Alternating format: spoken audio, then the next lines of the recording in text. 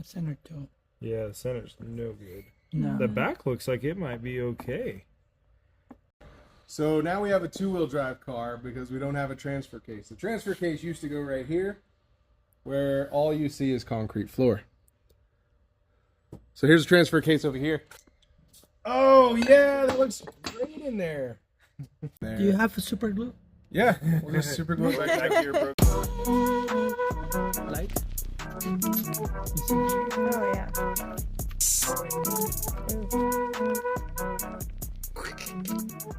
Look at all the chunks. So it's on the front gear.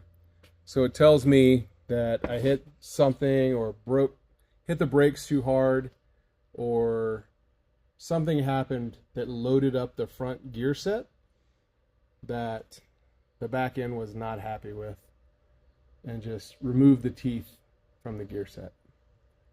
The good news is the parts will be here tomorrow. We'll take it apart, we'll rebuild it, and we'll get this thing fixed. So stay tuned.